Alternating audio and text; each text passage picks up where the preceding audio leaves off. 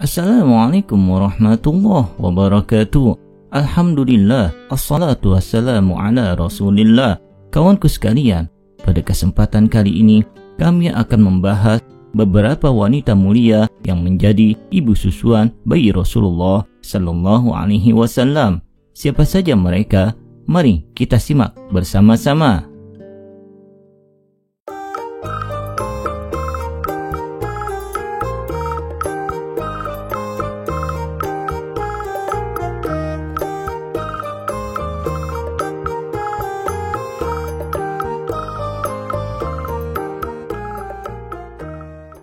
Masyarakat Arab yang hidup di daerah perkotaan memiliki tradisi untuk menitipkan bayi-bayi mereka kepada perempuan-perempuan desa.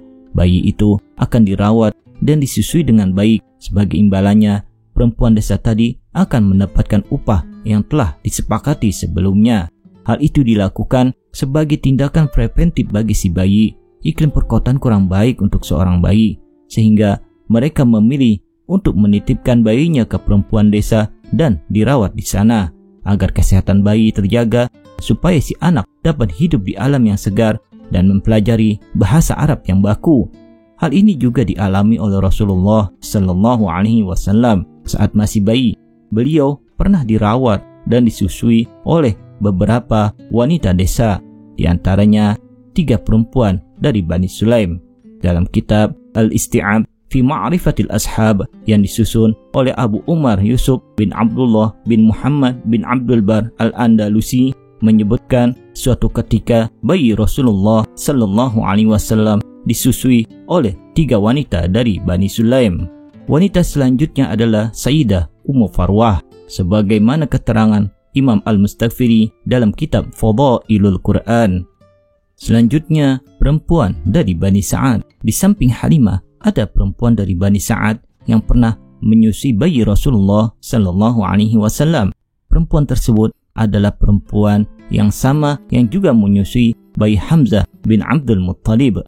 Ibnu Sa'ad meriwayatkan dari Ibnu Abi Mulaika bahwa bayi Hamzah bin Abdul Muttalib disusui di suatu kaum dari Bani Sa'ad. Kemudian ibu susuan bayi Hamzah pernah menyusui bayi Rasulullah sallallahu alaihi wasallam ketika masih berada dalam perawatan Halimah, sebagaimana yang ditulis oleh Imam Muhammad bin Yusuf As-Salihi Asy-Syami dalam kitab Subul Huda war Rasyad cetakan Darul Kutub Ilmiah Beirut.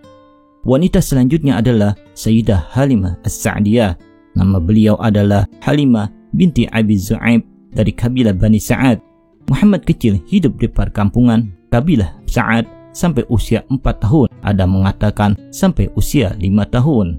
Dalam kitab Sirah Nabawiyah karya Ibn Hisham disebutkan bahwasanya Halimah As-Sa'diyah memiliki 3 orang anak, yaitu Abdullah bin Al-Harith, Unaisah binti Al-Harith, dan Kizamah binti Al-Harith yang dijuluki Asy-Syaimah.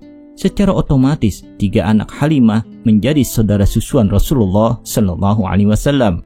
Selain bayi Rasulullah, Halimah juga pernah menyusui bayi paman Nabi yang bernama Hamzah bin Abdul Muttalib dan Abu Sufyan bin Al-Harith bin Abdul Muttalib. Sebelum menyusu kepada Halimah As-Sa'diyah, bayi Rasulullah sallallahu alaihi wasallam pernah menyusu kepada perempuan mantan budak dari Abu Lahab, yaitu Thuwaibah Al-Aslamiyah. Selain menyusui bayi Rasulullah sallallahu alaihi wasallam, Thuwaibah juga pernah menyusui bayi Hamzah bin Abdul Muttalib. Jadi Rasulullah merupakan saudara satu susuan dengan Hamzah bin Abdul Muttalib, paman beliau sendiri, dari 2 jalur, yaitu Thuwaibah Al-Aslamiyah dan Halimah As-Sa'diyah. Keluarga Halimah hidup di perkampungan kabilah Sa'ad bin Bakar, perkampungan yang terkenal tandus. Bahkan di Arab tidak ada perkampungan yang lebih tandus dari kampung Halimah. Kampung kabilah Sa'ad bin Bakar sedang dilanda paceklik. Hewan ternak di kampung tidak ada yang tumbuh gemuk, semuanya kurus. Tidak jauh berbeda dengan kondisi kampung tempatnya hidup. Kondisi perekonomian keluarga Halimah juga sedang tidak membaik. Bahkan kedua bayinya terus menangis karena lapar, air susu tidak mengenyanginya, dan unta tua miliknya pun tidak mengeluarkan air susu untuk diperah. Suatu hari Halimah bersama perempuan-perempuan kampung kabilah Sa'ad pergi ke kota Mekah untuk menawarkan jasa ASI mereka.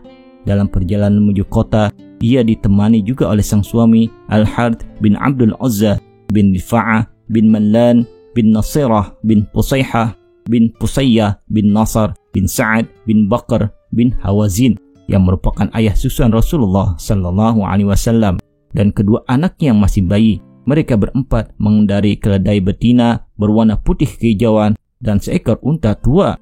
Perjalanan menuju Makkah yang lama membuat keluarga Halimah merasa begitu sengsara. Di samping kendaraan yang ditunggangi dalam kondisi lemah, kedua bayi juga terus menangis karena kelaparan.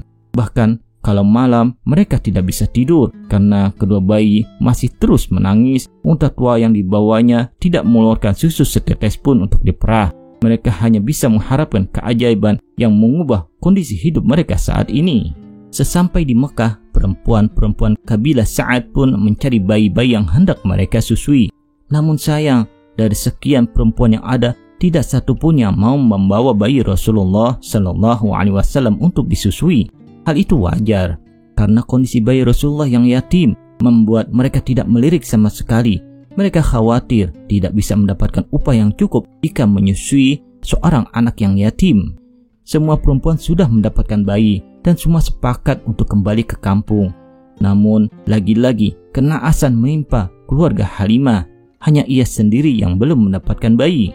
Halimah bertekad tidak akan pulang sebelum mendapatkan bayi untuk disusui. Namun, bagaimana lagi? Hanya bayi yatim Rasulullah seorang yang belum mendapatkan ibu susuan. Maka Halimah pun berkata kepada suaminya, "Aku akan pergi kepada bayi yatim tersebut dan mengambilnya." Lalu suaminya berkata, "Engkau tidak salah kalau ingin melakukannya. Semoga bayi yatim tersebut bisa mendatangkan keberkahan." Dan Halimah pun menjemput bayi Rasulullah di rumahnya dan membawanya untuk disusui. Dengan mendapatkan seorang bayi, Halimah dan keluarga kembali pulang ke kampung bersama perempuan-perempuan yang lain. Keanehan mulai dirasakan Halimah saat baru saja bayi Rasulullah sallallahu alaihi wasallam berada di pangkuannya. Kedua asinya tiba-tiba dipenuhi air susu. Bayi Rasulullah sallallahu alaihi wasallam bisa menyusu dengan kenyang. Tidak hanya itu, kedua bayi anak Halimah yang tadinya tidak berhenti menangis pun bisa ikut menyusu sampai kenyang dan bisa tidur pulas.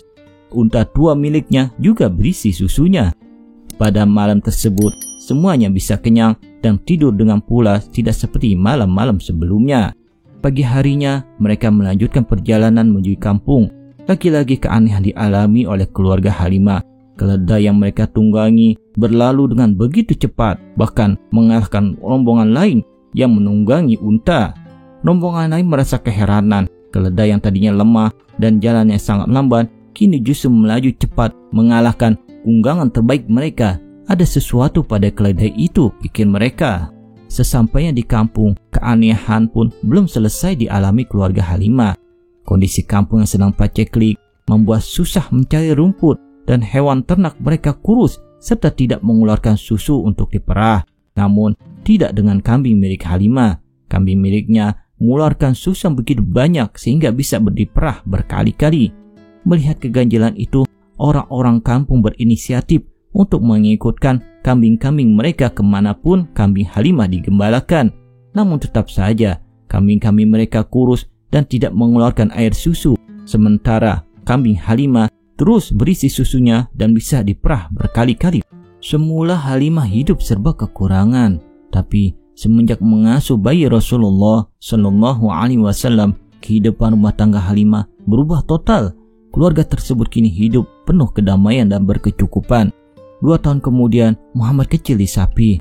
Halimah membawa Muhammad kecil mengunjungi ibunya. Halimah memohon agar Muhammad kecil diizinkan tinggal kembali bersama Bani Sa'ad karena keberkahan yang telah diterima oleh keluarga Halimah. Selama beberapa saat, Muhammad kecil tinggal bersama ibunya dan Halimah berada di Mekah sampai ibunda Aminah kembali menyerahkan Muhammad kecil kepada Halimah. Selama 4 tahun, Muhammad kecil hidup bersama mereka. Domba-domba yang dipelihara Halimah menjadi gemuk dan banyak memberikan air susu, walaupun rumput di daerah mereka tetap gersang. Hingga suatu hari, ketika Muhammad kecil dan saudara susuannya sedang mengembala kambing mereka di belakang rumah, tiba-tiba saudara susuan Muhammad kecil berlari ke dalam rumah dengan tergesa-gesa memberitahu ibu dan ayahnya, seraya berkata, "Saudaraku dari Quraisy diambil 2 orang berpakaian putih." Lalu keduanya membaringkan, membelah, dan mengaduk-aduk isi perutnya. Kemudian mereka segera keluar dan mendapati Muhammad kecil sedang berdiri dengan wajah pucat. Mereka pun bertanya tentang perihal yang terjadi.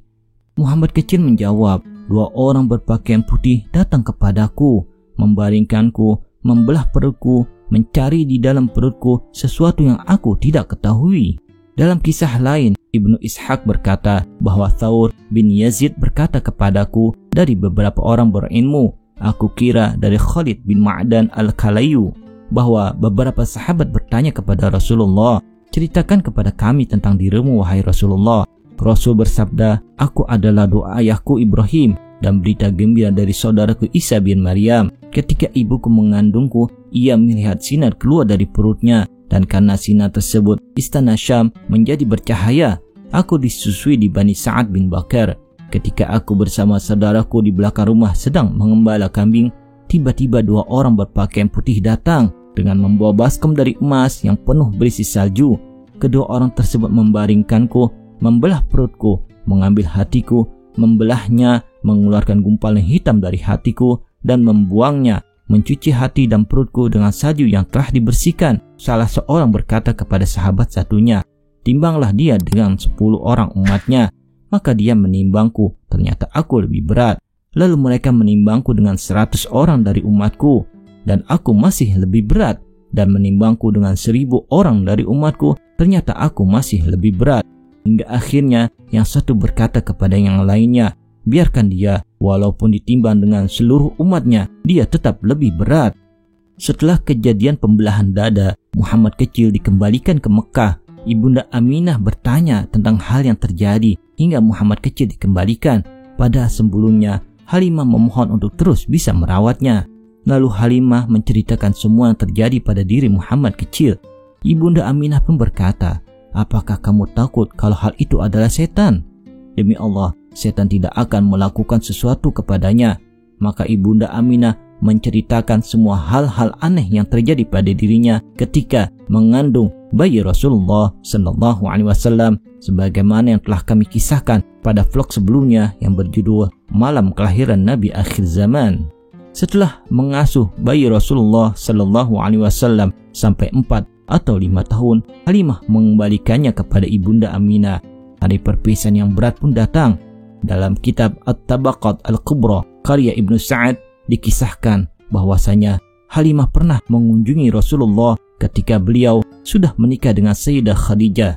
Dari pertemuan ini, beliau dihadiah 40 ekor kambing dan unta oleh Ummul Mukminin atas permintaan Rasulullah sallallahu alaihi wasallam. Halimah sudah tidak mengetahui lagi kabar tentang anak susuannya, sebab untuk menempatkan informasi di zaman itu sangatlah susah. Baru ketika usia Rasulullah 40 tahun terdengar berita oleh Halimah, rupanya anak susuannya telah diangkat menjadi Rasulullah.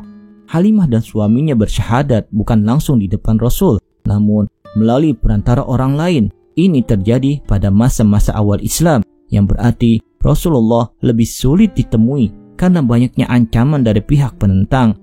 Halimah adalah orang yang menyadari sepenuhnya keistimewaan Rasulullah karena dialah yang mengasuh beliau selagi masih bayi. Hingga suatu hari Halimah dapat berjumpa kembali dengan Rasulullah sallallahu alaihi wasallam. Ketika Rasulullah melihat Halimah menghampirinya, beliau langsung menghamparkan selendangnya untuk menyambut kedatangan ibu susuannya yang sangat beliau muliakan. Para sahabat yang belum mengenal Halimah bertanya-tanya, siapa perempuan ini? Mengapa Rasulullah begitu memuliakannya? Yang lain pun menjawab, beliau adalah ibu susu Rasulullah, seperti yang dikisahkan oleh Imam Al-Haythami dalam kitab Al-Majma'. Halimah pun merasakan kebahagiaan yang luar biasa. Selepas itu, beliau meninggal dunia. Ibnu Battuta menyebutkan bahwasanya makam Halimah terdapat di Basrah. Namun, dalam catatan-catatan terbaru menyebutkan bahwa makam Halimah terdapat di pemakaman Baqi di area makam Khalifah Utsman bin Affan. Demikian kisah ibu susuan Rasulullah sallallahu alaihi wasallam. Dari beberapa wanita yang pernah menjadi ibu susuan Rasul, yang populer hanya Suwaibah al-Aslamiyah dan Halimah as-Sa'diyah. Hal itu karena mereka berdua yang diamanahi secara resmi untuk menyusui bayi Rasul, seperti yang ditulis dalam kitab Syarh Az-Zarqani Juz 1. Wallahu a'lam bissawab. Terima kasih telah menonton. Semoga bermanfaat. Sampai berjumpa pada vlog selanjutnya. Assalamualaikum.